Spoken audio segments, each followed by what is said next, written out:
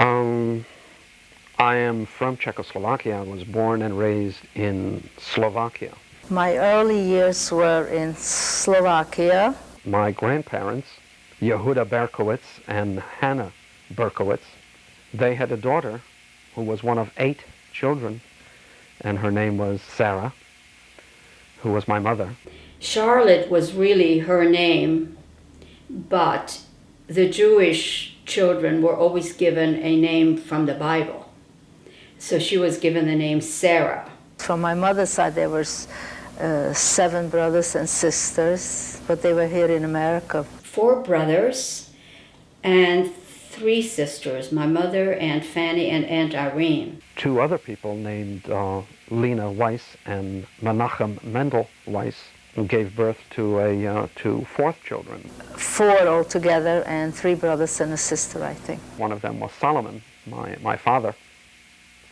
The 2 eventually found each other. I'm sure it was arranged kind of a thing, because that time we had Yenta the matchmaker would be hired to arrange marriages. And had 3 children, and I was one of them. I'm the oldest, which is Algo, and Ernest, and Gabrielle. Alga is slightly older and Gabby slightly younger. After I was born, we moved to another small little village. To a place called Hensovce. H-E-C-O-V, I can't really spell, I don't know. It was a peasant village. The village had no electricity. It was a very small place, there was nothing there. We had a house essentially built of mud blocks with a thatched roof. You know, I remember it as such a modest little house. And the kitchen had a dirt floor. But it was still warm and cozy. The worst part about that house, it didn't have any plumbing. The bathroom was, of course, an outhouse. And going out in the winter, sometimes at night, was not fun. The transportation was horse and buggy. I think we had a couple horses. I remember having sheep, too. Mitzi was our favorite sheep. We used to have a goat called Mitzi. Did I say sheep? I meant goat. Who then we had to get accustomed to goat's milk. It was disgusting because it was still warm from the sheep and we had no refrigeration. It was smelly and horrible. And as a result of that experience, my sister, brother, and I, we just would not drink milk ever. I still don't drink milk.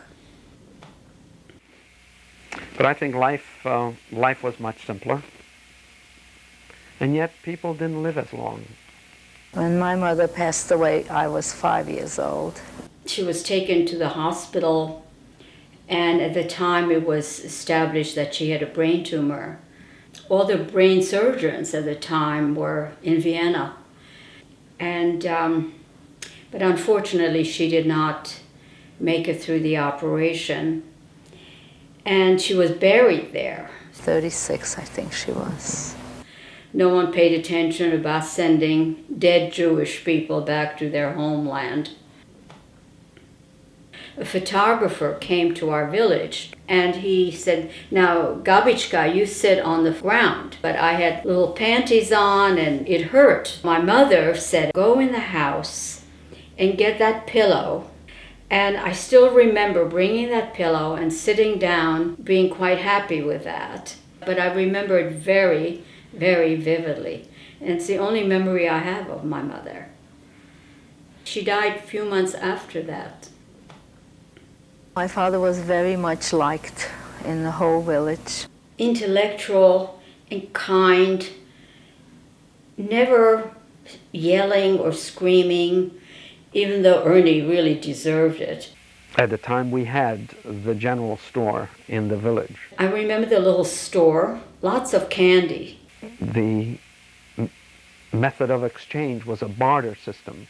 So people brought him chickens or eggs or something like that, and they exchanged it for whatever he had. The store was something that you did because you needed to eat, but his entire life was devoted to the studying of the Talmud.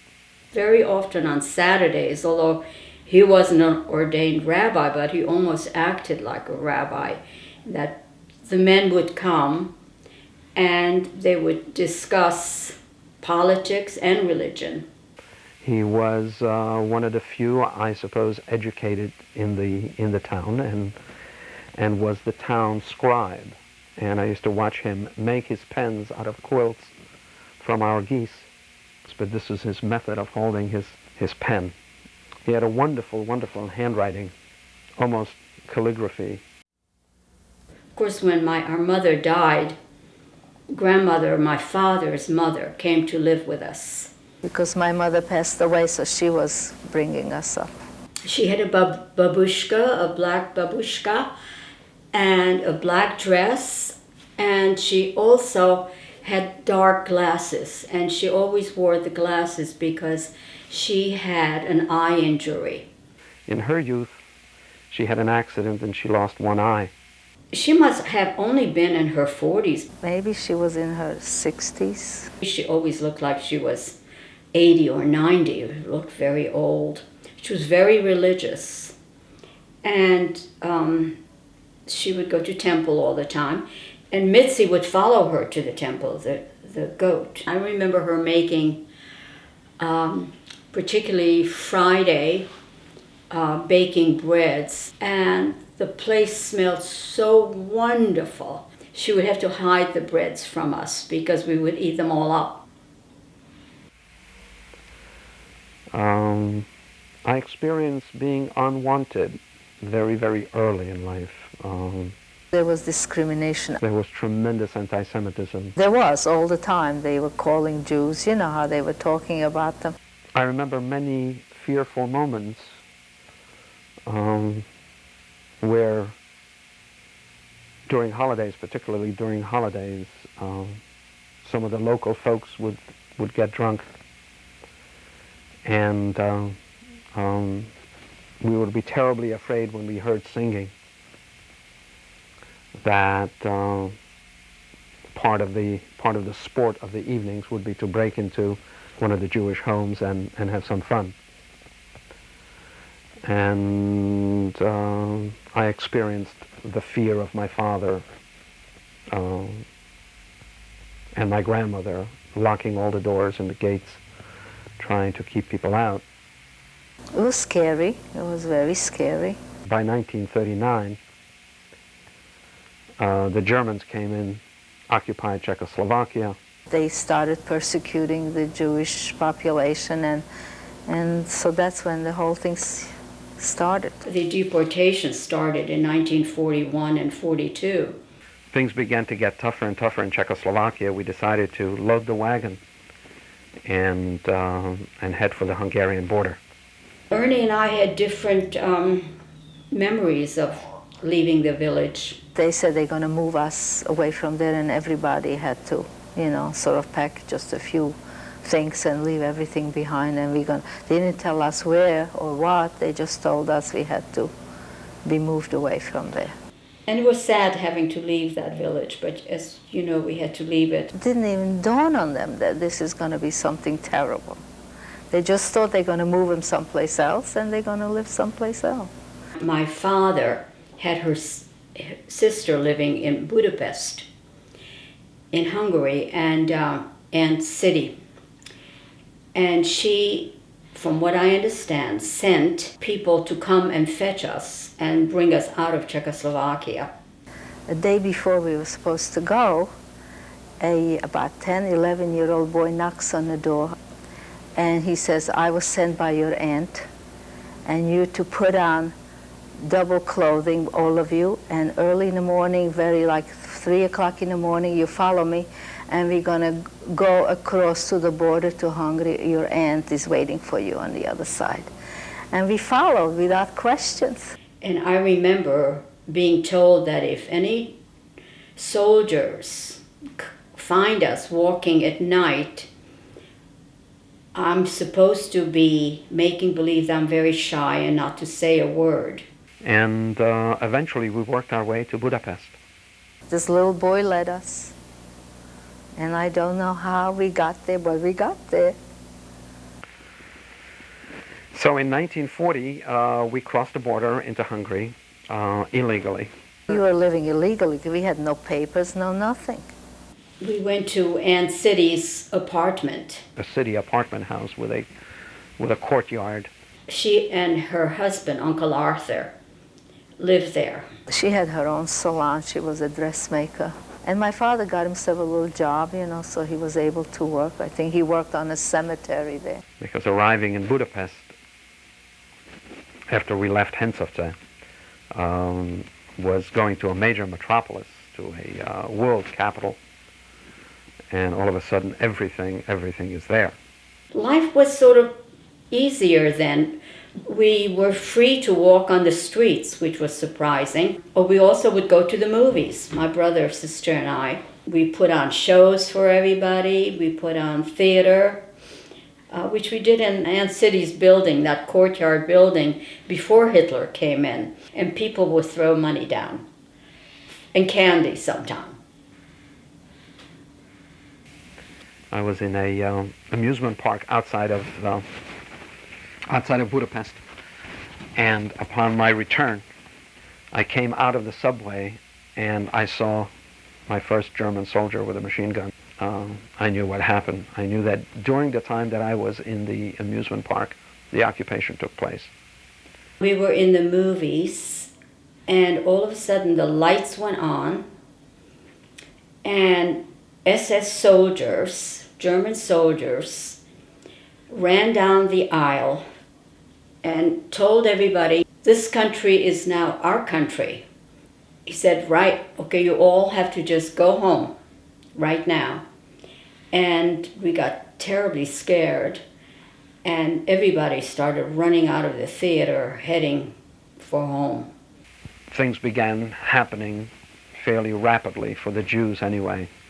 And the Germans came in. Then the stuff started changing. They started rounding up people. The first restriction was, of course, Jews had to register. And there was a curfew.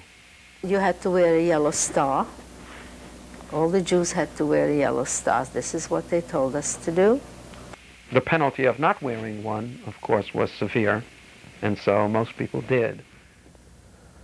The next level for the Germans, in terms of the Jews anyway, was the eventual formation of the ghetto.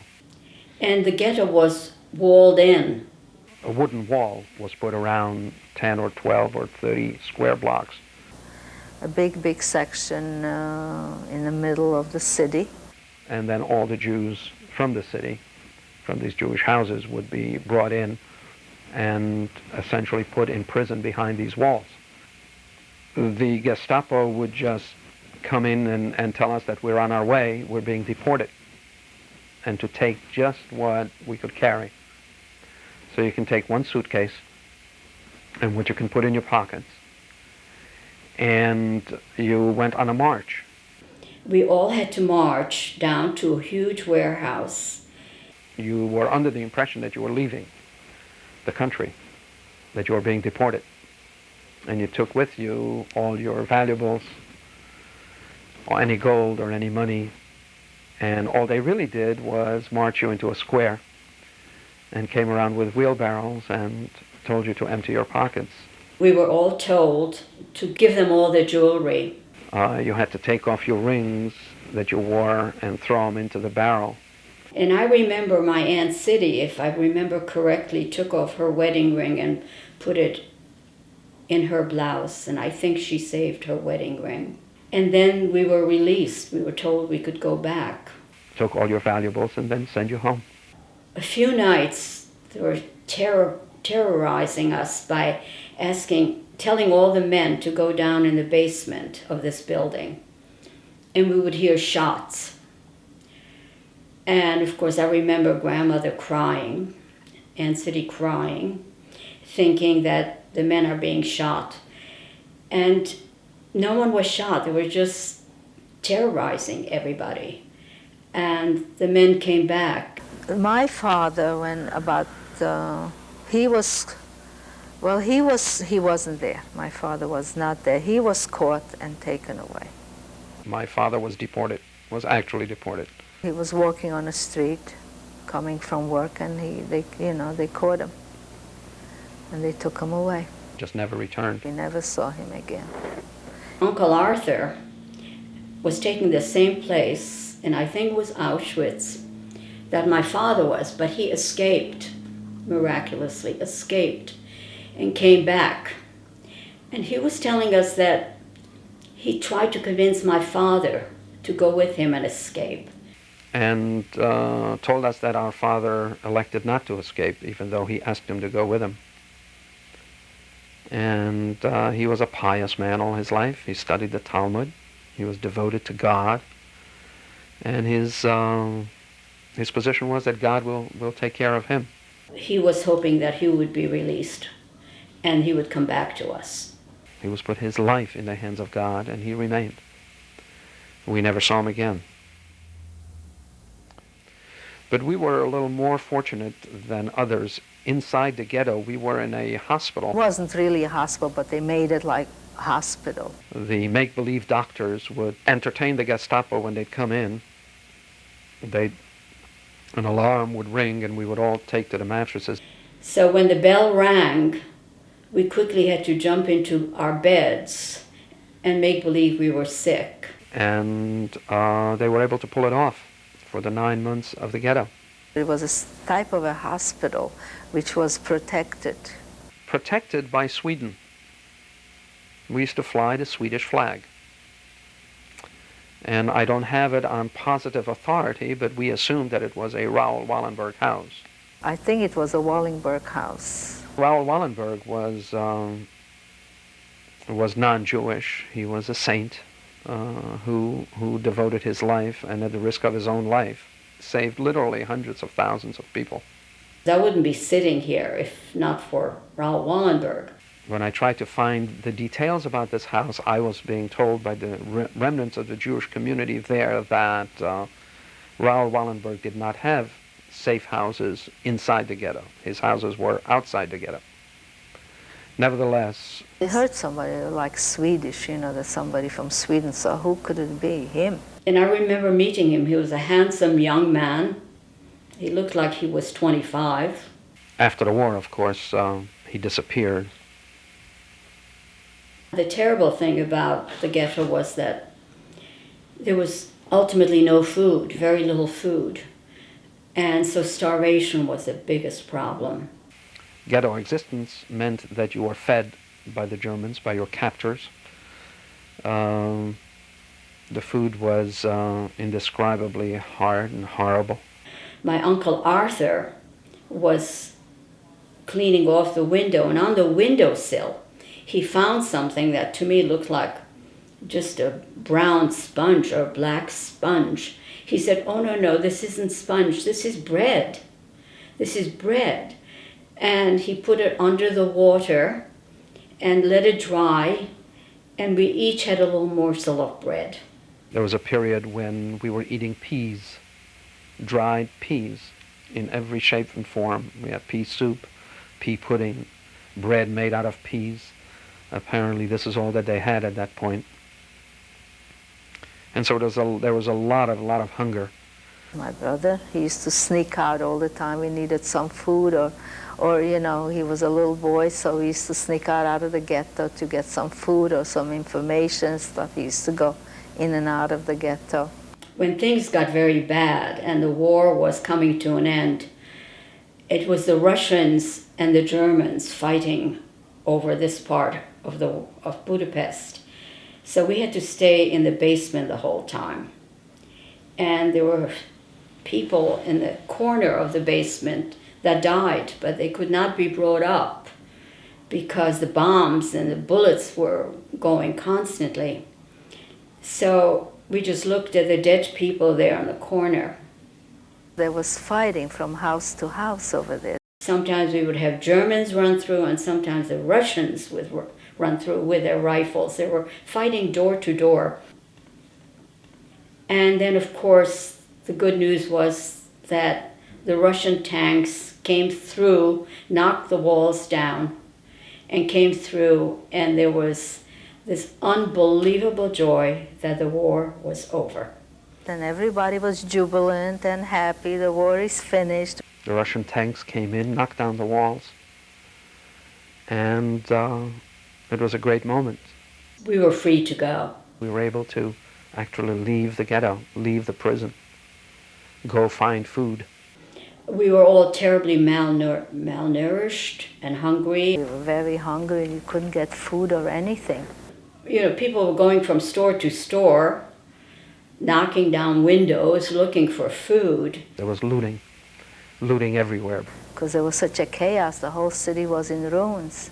If you saw some food or if you saw something that you needed, you call a Russian soldier over and he shoot down the lock and you go in and take it. And I remember Uncle Arthur coming back with a big box of potatoes.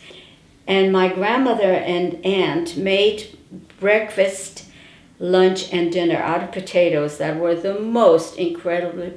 I mean, potatoes are still my favorite food. But as time went on, all that was gone. And all the bridges and roads were bombed. And I saw this huge wagon, bigger than that table over there, full of bodies. Dead bodies all over the streets of Budapest. Frozen dead bodies during the winter, just left on the sidewalk. A lot of Russians, these young Russians, started raping girls and all the young girls and all that, so it was very dangerous. And that's when things got really... I guess I can just imagine my grandmother and aunt saying, what do we do with these 3 children? We have to feed them, there's no food. So finally my aunt didn't know what to do with us, so she put us into a Jewish organization, like a home for children. And that's when we joined this orphanage, Zionist orphanage. Evidently somehow food came to the orphanage. And this Polish doctor was running that house, and he was getting help from the United States. And this Dr. Kotarba, who's a Polish guy, was going to be taking all these children. It was part of the big exodus in Europe to go to be the founders of the State of Israel. We were on our way to Israel, traveling through Prague, when my Aunt Irene, who I didn't realize was alive, found us on a list. At that time, after the war, there were so many displaced persons camps that all the people who survived went from one to another to see if they could find their family. Well, lo and behold, Aunt Irene went to one in Prague, and she said, you know, we're looking for 3 Weiss children. My aunt found out that we were alive, the one, my mother's sister. And they begged us to stay with them and not go on to Israel. Because we wouldn't go, because no, we're going to Israel. And we decided with everybody else, we're going to find a place in the world where Jews will always be welcome. So she said, well, this is the hotel where we're staying. We're going to be there another month. Please let us know if you change your mind. And they kissed us goodbye. But then what happened? Olga got very sick. My older sister got sick. Ernie got angry at Olga for getting sick. He was angry. We, of course, were very, very disappointed. We wanted to go. So I sent my brother to find my aunt. They were living in Prague. I says, go get Aunt Irene and tell her to come and get us.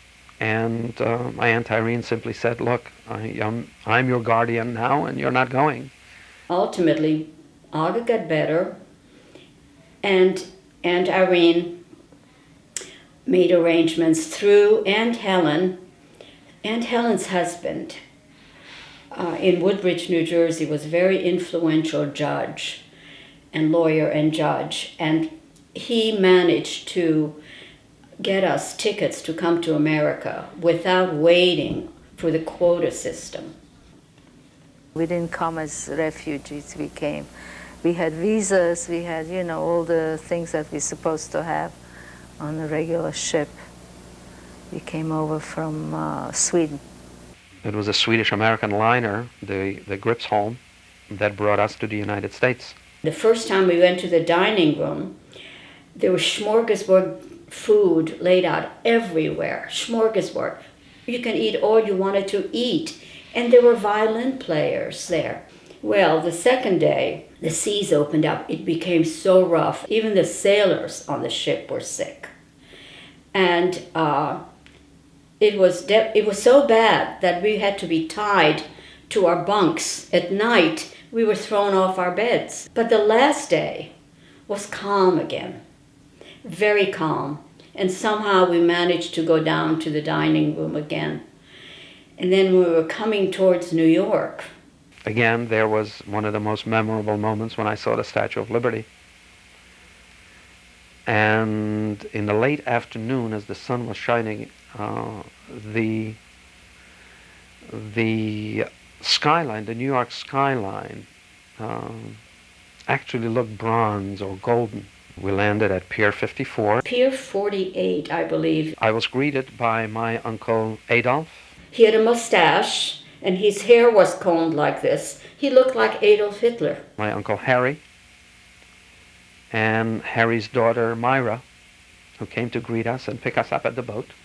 We got into cars, and we all went to Aunt Helen's and Uncle Arthur's house first in New Jersey. And of course I was car sick, so Uncle Arthur had to stop all the time. I wasn't used to cars. The only bad part was three of us were separated again. We were all divided up at that point. And that was a sad day because I thought we would all stay together, Olga, Ernie, and I. Everything happened so fast. I went to Aunt Helen's, stayed at Aunt Helen's.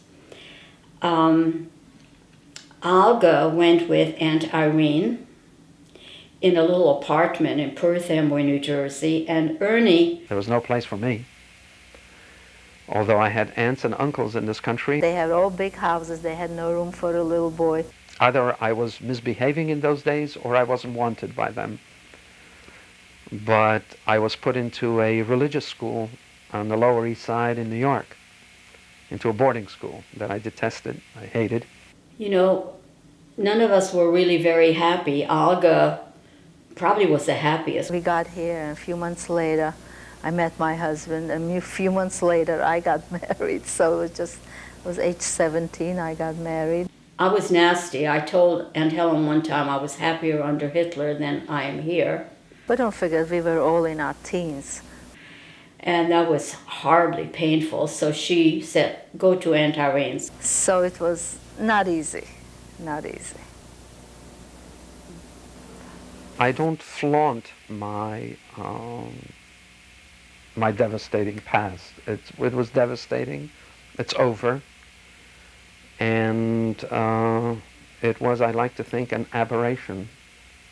And the strange thing is that three of us, we get together, my brother, my sister, and I, and we sit down at a table, reminiscing what happened to us. The three of us have a different story. Astonishingly, there are too many people now who are suggesting that it never happened. I am here to tell you that I witnessed it, and I was there, and it happened. And so I welcome this opportunity to put it on tape and to tell the story, because I think the story needs to be told. This seems like a good place to take a break. Yeah. Okay.